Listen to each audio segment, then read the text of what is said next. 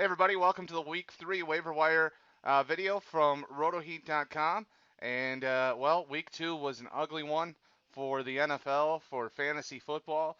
A lot of injuries, a lot of big names going down. But on the bright side, I get my first Waiver Wire co-host of the year, and that's Rob Sullivan. And welcome, Sully.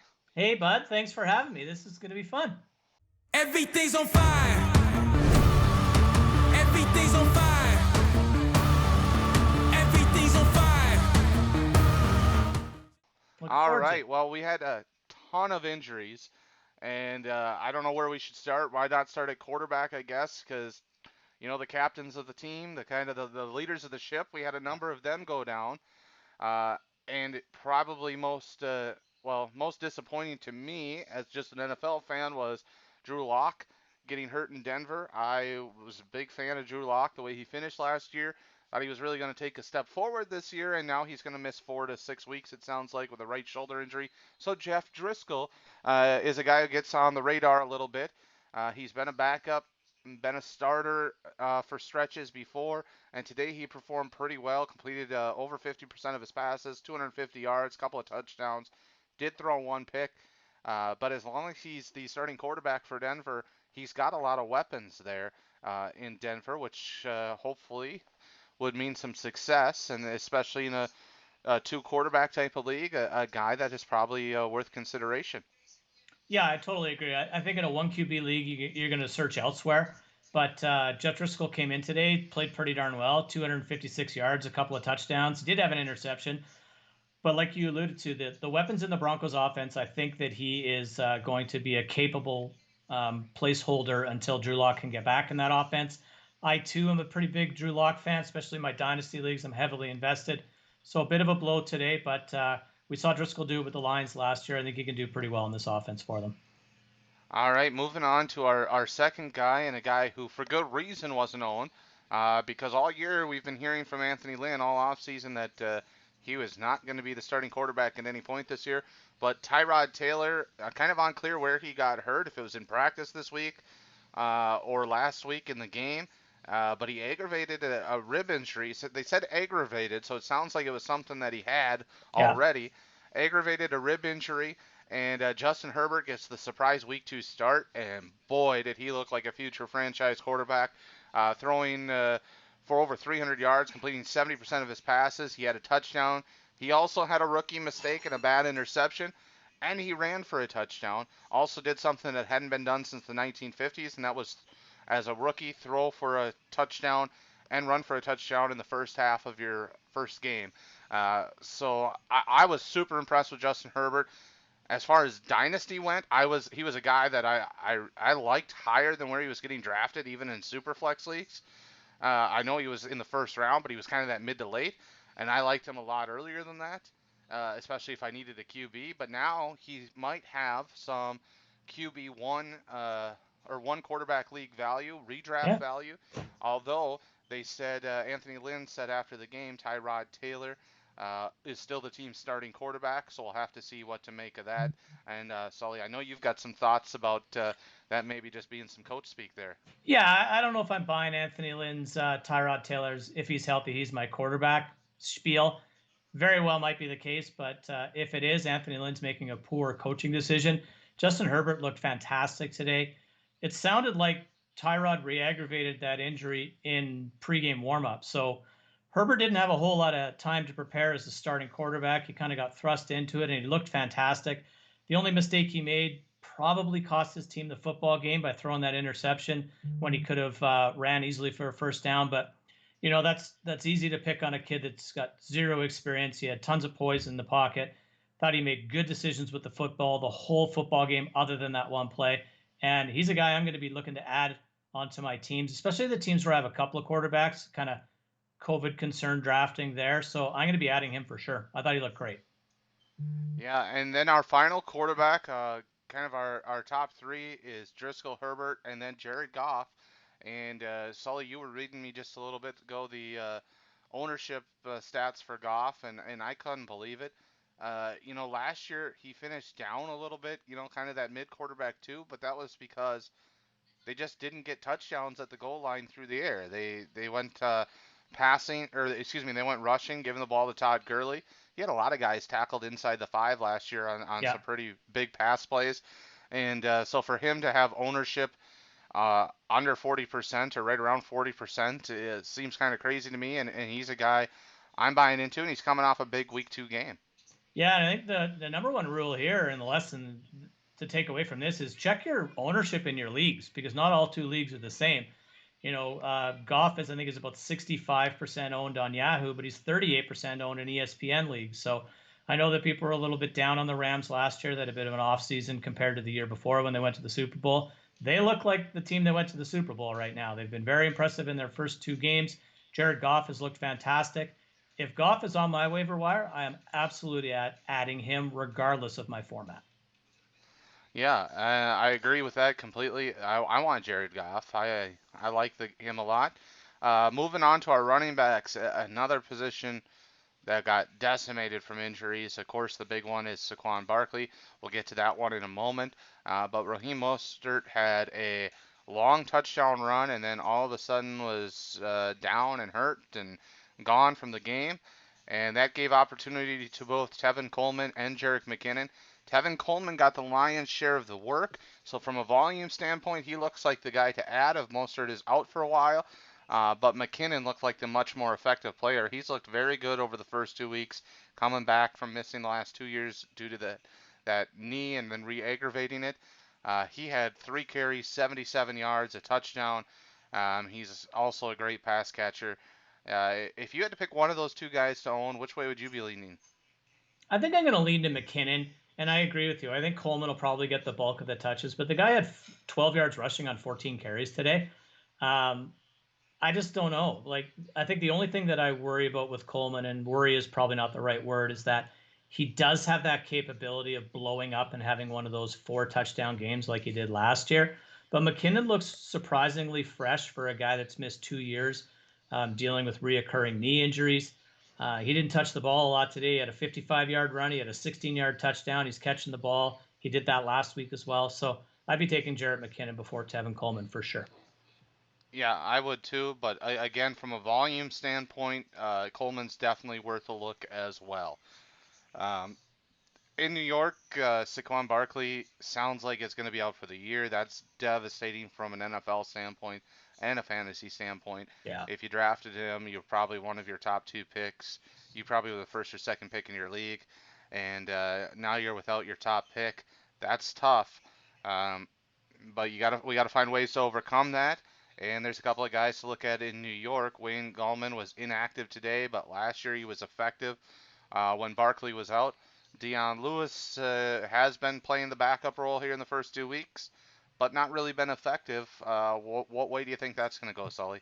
I think this is kind of like Coleman and McKinnon. I think that Dion Lewis, like you said, Gallman was inactive today, so we didn't get a fair read on what that backfield's going to look like. Gallman was productive in the time that Saquon missed last year with his high ankle sprain, so I would say he's probably the primary runner in that backfield, and that Dion Lewis will be sort of that pass catching back. I like Lewis's pass catching abilities, and I like the fact that the Giants are probably going to be trailing more than they're going to be winning, so that he's probably going to see some targets. But I don't know. I wouldn't throw a ton of fab at either one of these guys. I think you got to be cautious with this backfield. Obviously, you're reeling if you just lost Saquon Barkley.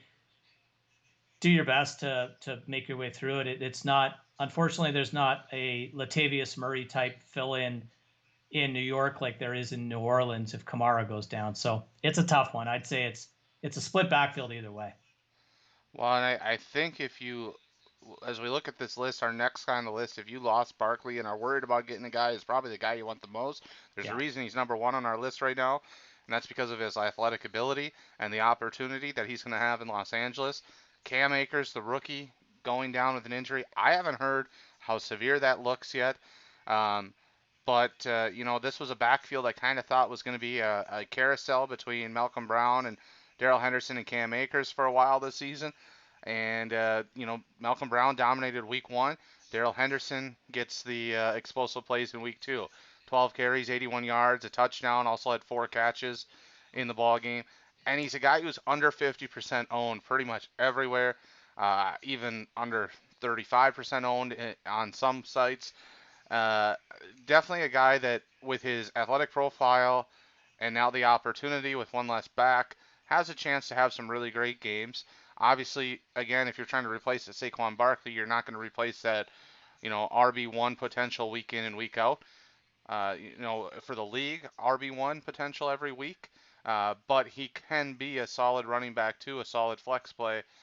You just have to hope that he's the hot hand most weeks. And really, when you're hitting waiver wire guys, that's all you're looking for, is who's going to have the hot hand.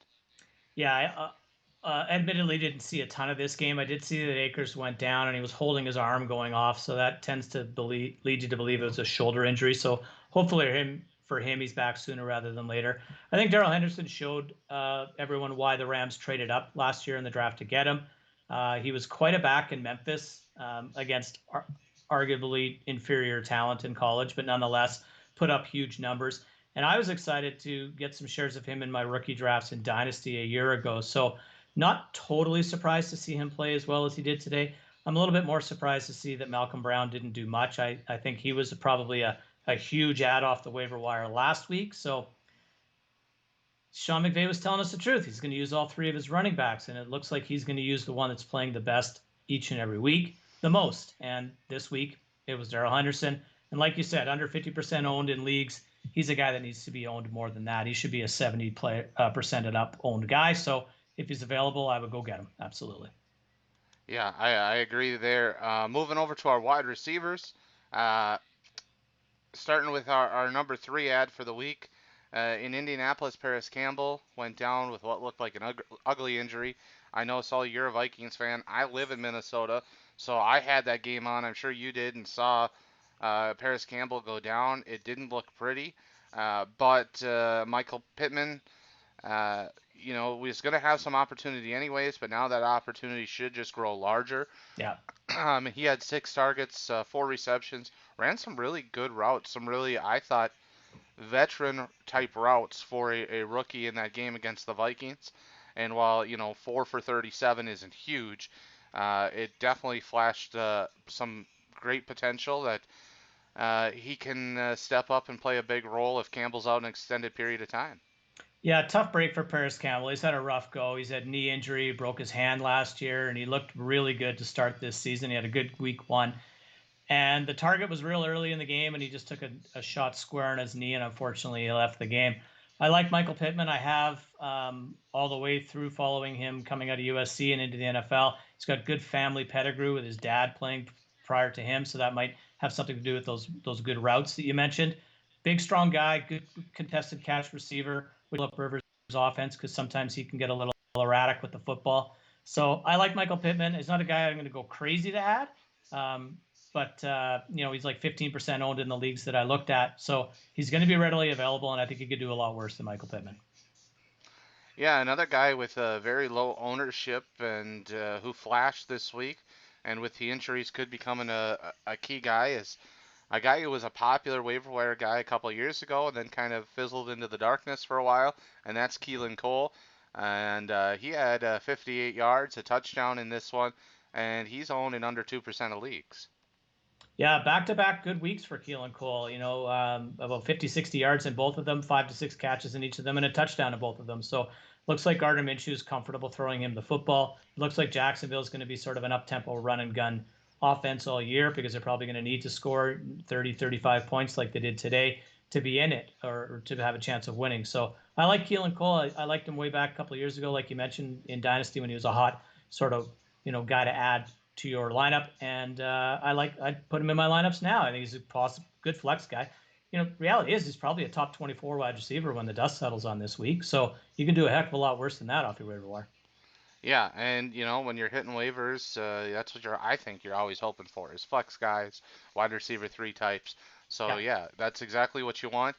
The next guy, our top wide receiver ad for the week, is a guy who we know if given the opportunity, he's got the chance to put up huge plays.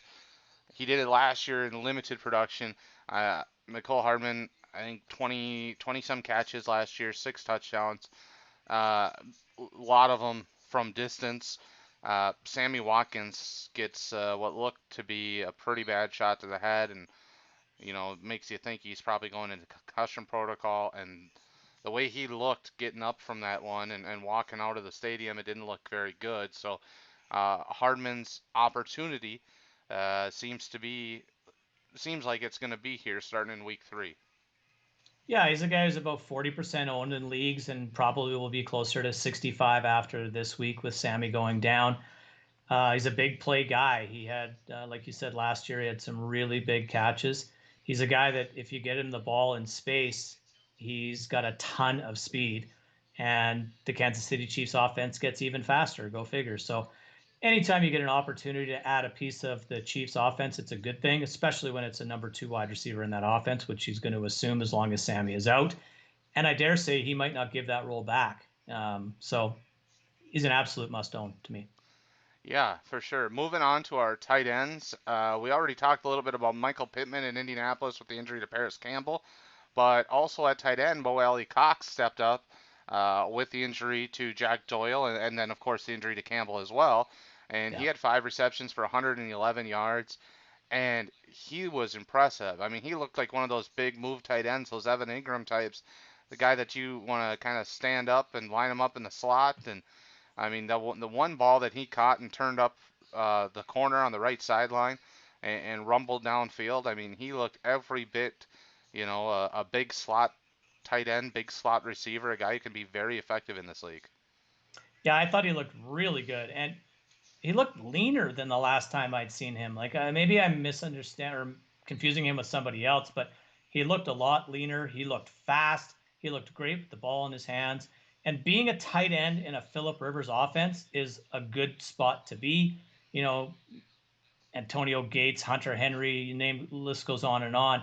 Phillip Rivers looks to the tight end. So as long as Jack Doyle is out, and I don't know the severity of his ailment, but Mo Alley-Cox is virtually unowned in leagues, and I would say if you need a tight end, go get him. He looked darn good. Yeah, and speaking of looking darn good, a guy who looks darn good every time he's actually on the field, which unfortunately in his career hasn't been a whole lot, is Jordan Reed. It seems like, hey, Jordan Reed's on the field, he's either going to get 150 yards and or he's going to get 2 touchdowns. And this week, Totally. with no George Kittle, it was 2 touchdowns, 50 yards receiving. Jordan Reed, I think, rightfully so, given he was the number 2 to George Kittle, had a very low ownership percentage of around 5-6% across multiple platforms. But now that he's got the opportunity to play and proven he can still play, a guy who's going to get more looks from Jimmy Garoppolo or Nick Mullens, whoever the quarterback is moving forward, even I think if Kittle comes back, because he still showed he can play at a high caliber. Yeah, I think Jordan Reed, or if nothing else, he earned himself a few more snaps, to your point, when Kittle comes back. I do find it somewhat humorous that Jordan Reed is one of the most healthy members of the San Francisco 49ers, which is bizarre. Who'd have thought? Crazy. He looked really good. What are you going to do? Like he's an absolute must own when he's healthy. It's just to your point, when is he going to be healthy? I honestly am surprised he didn't get added more late in the week when Kittle got ruled out a little bit earlier. I know myself, I was kicking the tires on adding him, and obviously wish I would have at this point. But he should get added, and he will have a role in that offense. We just don't know how big a role. All depends on how long George Kittle is out. But I'd add him. Yeah, another guy I kicked the tires on a little bit this week after Blake Jarwin went down was Dalton Schultz. I know we kind of had some chats on the RotoHeat team about what could his opportunity be, and probably should have jumped on it, but a lot of people didn't. Just Yeah. 1% owned across the various platforms. But in his first game as the starting tight end for the Cowboys, he had 9 receptions, 88 yards, and a touchdown. Of course, they were coming back from a huge deficit in this one. So there was a lot of passing in this ball game, but definitely a great showing for your first week as a starter. Yeah, I watched a lot of this game after I turned the Vikings game off, and I thought it was a heck of a good football game from an offensive standpoint all around. But Dalton Schultz really impressed me. He ran really good routes. He used his body positioning effectively, and he gave Dak big targets, and Dak just kept hitting them. So, um, if you didn't know any different, it didn't look a whole lot different than Blake Jarwin, to be totally honest. So if Dalton Schultz can continue to run those routes, and the Cowboys defense looks not good, so they're probably going to be throwing the ball a heck of a lot. He's a guy that I would look to pick up in my leagues as well. All right. Well, we gave you about 15 guys that Sully and myself are looking to add, and our RotoHeat team are looking to add. Uh, but the one thing we didn't give you was FAAB this week, and there's a reason for that. There's so many guys who went down with injuries, and there's so much time left in the season, and we just don't know what's coming, that it's really hard for us, I think, to give you any sort of FAAB suggestion other than do what you need to do for your team for this week, just because, everybody's going to look different. Now, as it turned out, this week with injuries, I didn't lose anybody, but there's still a couple guys on this list that I'm interested in throwing some FAAB money at. A Jerrick McKinnon, a Darryl Henderson, a Justin Herbert, Jared Goff if he's available. But, and for me, I would throw kind of my standard in that case because I didn't lose anybody. So, Right. maybe I'd be looking at my 15% towards whoever was my top guy and 10 to 12 maybe for the second guy and probably a couple guys for $3 to $5 and just kind of see what I can do, see what I land. But the chances are there's a chance I might not land any of them because other guys are going to have needs after this week. And what I can tell you if you have needs is really take the time tomorrow and Tuesday before waivers hit on Wednesday to look at your roster and decide, I lost Saquon Barkley, so do I need to go after one of these running backs? Do I need to go after two of them? And kind of figure out for yourself what that means. If you only had two running backs, you might need to throw $60 at a Wayne Gallman and a Jerrick McKinnon or a Tevin Yeah. Coleman. It's just really going to depend, I think, this week. Sully, do you have any different kind of thoughts there? Because I think this is the hardest week I've ever seen since I've been kind of paying attention to FAAB stuff the last couple of years to really have an idea of what to spend on guys. Yeah, it's tough because, most waivers will run Tuesday night for Wednesday morning. You're not going to get a whole lot of update on a lot of these guys. Like Paris Campbell, we don't know what's happening. He's going for an MRI. Well, a guy we didn't even talk about, Christian McCaffrey, left early with an ankle injury. We don't know the severity of that. It's reportedly not too serious. But I would say this, it's week 2 that just is wrapping up. It'll wrap up tomorrow night. The amount of injuries that we've had has been astronomical, especially to the names of the players that have had those injuries. I know that leagues added a bunch of IR spots for COVID concerns this year, and they're full of guys, and nobody's tested positive for COVID. So there's no home runs on this list today, right? Like we don't have some huge waiver wire guy in the waiting. So I would probably take a cautious approach to this week. Remember, even if you lost the first two, you're only 0-2. It's not time to go crazy. I might try to go a little bit more trade route than waiver wire route this week, but it's tough. There's no doubt about it. This is one of the worst weeks I've seen injury wise in a very long time. Yeah, I would agree with that. I'm glad you said that about going trade route. I think there's some guys out there who have maybe disappointed a little bit, some owners in the first couple of weeks. So if you Yeah. lost to Saquon Barkley, I'm thinking like a Joe Mixon has been really a little disappointing through 2 weeks, as he was last year. But you remember last year he bounced back in a big way. Yeah. So he's a guy maybe you can get some owners who are kind of down on him to sell off on. Because there you've got a guy who with potential to be a top 6 running back. Uh, you We've know, yeah, we talked a lot on our Fantasy Inferno show to be cautious with rookies. I think now it's time to maybe gamble on rookies. So if you can go and get one of these rookie running backs that you were going to wait a little bit later in the year to get, go and get them. So Jonathan Taylor's not going to be available for you, but J.K. Dobbins is probably a widely owned guy in redraft leagues. Antonio Gibson, I don't know what his ownership is. So taking a look at guys that have upside and you could probably get somewhat cheaper than spending a ton of money on Dion Lewis, Wayne Gallman, or Darrell Henderson. yeah, for sure. I mean, J.K. Dobbins didn't have much for opportunity today. He only had 2 carries, but one of them went for what was it, 43 yards. Yeah, it was So I nice, mean, and he he's scored 2 touchdowns on limited carries in the first week. So who yeah. knows? So I mean, he's gonna continue earning a bigger and bigger role. And yeah, to your point, with the injuries and stuff, this is probably the time to start looking at those guys. Look at guys who are underperforming. Look at guys like Gio Bernard, who Yeah, just is always there and can be productive. And really, right now, it looks like it's going to be a war of attrition in the way the NFL has started. And so, finding the guys for cheap who are going to have roles is important. Don't blow everything on FAAB in week 3. totally. All right. Well, that's going to wrap us up this week. As always, the link in the description of this video will take you to the RotoHeat.com waiver wire article. We'll be updating that throughout the week. Not we. Sully will probably be updating that throughout the week because he's our writer extraordinaire. And,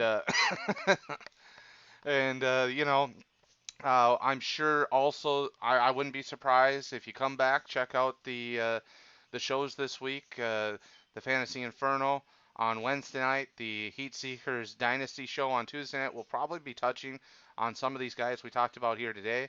We'll also probably have a fantasy outlook or two on a couple of these guys. Player outlook coming up this week from Brad Menendez on a couple of these guys on the waiver wire article. So there'll be plenty of content out there about them. There'll be updated content. Just make sure to keep on checking out rotoheat.com for that. Sully, thanks for joining us this week, and Thanks for good having luck me. on the waiver wire, everybody, and good luck in week 3. Also, right there, playlist. Hit it. Watch the videos. Do it. You want to.